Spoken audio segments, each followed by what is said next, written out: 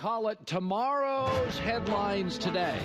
Indiana at Notre Dame. Yeah, snow is falling. South Bend's going to be popping. And chilly, the headline will be, I wish you a Merry Christmas and a Natty New Year. Yes, we're going with the theme this week, I should say.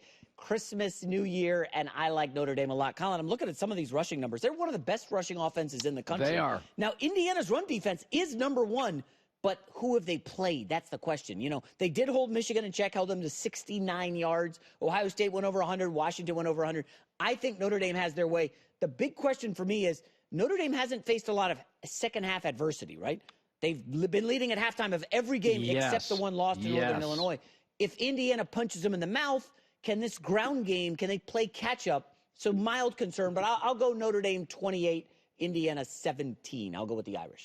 Tomorrow's headlines today. Beaver Stadium, Nittany Lions, Mustangs meet for the first time since 1978. What say you? They're calling for a whiteout in the snow. It's snowing literally right now. I don't know if it'll still be snowing tomorrow. The headline from Happy Valley will be, Aller want for Christmas is SMU to lose. I'm going with Penn State. I've got them locked and loaded in a couple teasers. Yeah. I really think this is just a tough spot for SMU. Which came off its big, huge game. And oh, by the way, I did look it up. Their coldest game was 45 degrees against Clemson in the ACC title game. They came out and looked tight and cold. Yep. This is going to be, I'm looking at the temperatures, looks like 16 degrees. Wind chill factor may be colder, Colin.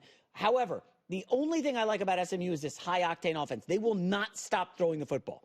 You know, if they're down 21 in this one, they're going to spread the field and just chuck and duck, and maybe they come in the back door. Should be a good one. I know a lot of people, even Klatt, like Penn State's path.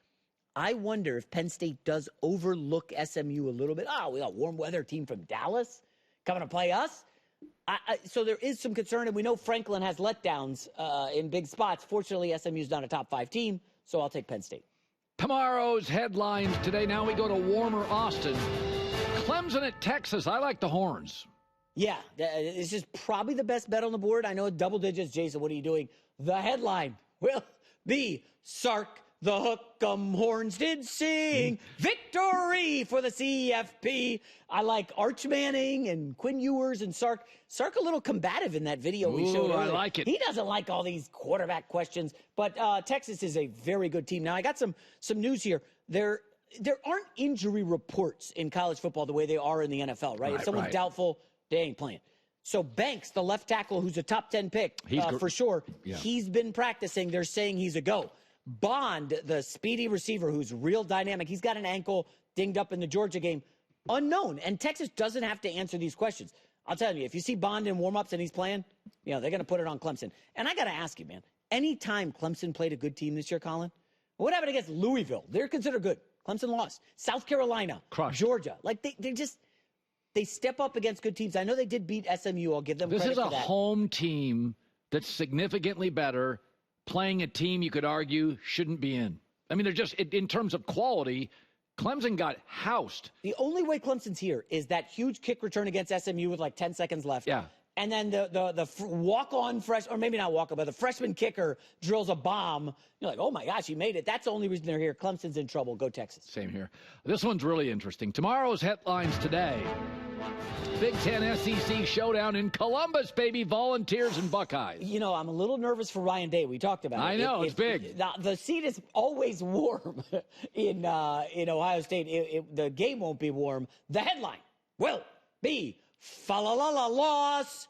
Buckeyes deck the Vols. I really do like Ohio State. They have the better roster. They do. I know you had Tennessee in the Natty in the preseason.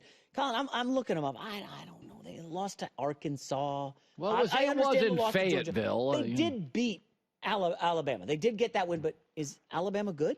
I watched some of that game. I'm like, I just don't see dynamic. You watch Tennessee against Directional State University and they win 56-0.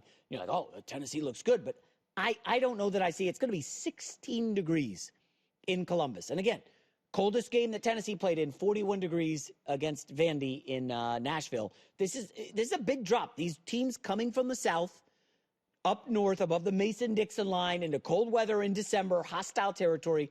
Again, we've never seen this before. Playoff games on-campus sites in December. We're going to see it for the first time. I think big edge to Ohio State. Give me the Buckeyes. All right, let's pivot to pro football. I don't think it's a great NFL week for lines. I took a lot of people like the Jets. At 3, I'll take the Rams. I thought the Bengals would have been my best play, but that's a bad game. DTR. Yeah. Line soaring now, but anyway. Tomorrow's headlines today. Eagles at the Commanders on Fox. Now, it does have some value for both teams. Commanders don't stack up, but they are at home. They played Philly tough on that Thursday night game. But there's a lot here with the Eagles trying to get that number 1 seed. Yes. If the Lions slip up in Chicago, cold weather game, maybe the Eagles could steal the number 1 seed. However, the headline will be, hold the line. Philly pushed into Christmas past. I'm sorry, I'm going with Dan Quinn here, Colin. Upset special. Wow. In Washington. The line's been tricky here. Early money on Washington, then it came back on Philly, and now what's it sitting at? 3.5. I really wonder about A.J. Brown. I know the injury report was grim for Philly. It has gotten better. Saquon's fine. A.J. Brown is kind of practicing. That knee is interesting. Do you force him into a game here, or do you say, we're going to need him in January? A.J. Brown is a game breaker. We haven't lost a game with him. I think they'll be cautious. But at the same time, this whole Sirianni stuff, remember Edelman this week talking about that? Like, listen, man, that sideline, they don't respect him. I wonder how much of this is going to seep, because there's a lot of conversation in Philly about this. How much of it seeps into the game against Washington? And I love what I saw from Washington against the Saints last week. They were rolling. And then the Kingsbury, took his foot off the gas. I didn't love that, but I am going to go with Washington in a mild upset here. From the look on your face, you're not riding with me. Well, it's not. It's more than a mild upset. The spread's 3.5. Washington is good. Listen, I know everybody loves Tampa as a sleeper in January. Why not Washington? Jaden Daniels and McLaurin are clicking. Offensive line's looking good. Brian Robinson's dynamic. Yeah. Robinson's underrated. All right, finally. Oh, this is a stinker. Well, it's Michael Penix. That makes it interesting. Yes. You're right. Yeah, it's on Fox. So I want to watch Michael Penix. Tomorrow's headlines today, the Giants at the Falcons. It's the Michael Penix debut, so that's fun. It's very exciting. And they lined it up for him in a dome against one of the most injury-ravaged teams in the league. Yeah. There were some reporters who cover the Giants tweeting out names of guys who've been called up from the practice squad. And it's like, is this a real player? Are you making up names? The headline will be the Penix, mightier than the sword. QB added to nice list. I think Penix is in line for a big one here, Colin. Yeah. They've got weapons and a good old line. He's going to have some help. I'll tell you this. It ain't going to be worse than what we've seen from Kirk Cousins for the last 5 weeks. Yeah. And Penix has had all season. Remember, were you the one who said the Flacco to the Lamar Jackson? Was that your comparison? It feels a little bit like it. Like it was like an aging player, a kid that's lighting it up that we liked in practice. You're hearing reports that and all of a sudden you're like, yeah, the old guy's getting old fast. I mean, if you want to get excited for Michael Penix, go back and look at what he did in the college football playoff. Go watch what Washington. He did to Oregon twice. Oh, my gosh. This guy can sling it. And, you got Darnell Mooney on the outside, Drake London. They got weapons. And I felt like they were being underutilized with Kirk Cousins, who was just skittish to get the ball out. He just looked uncertain.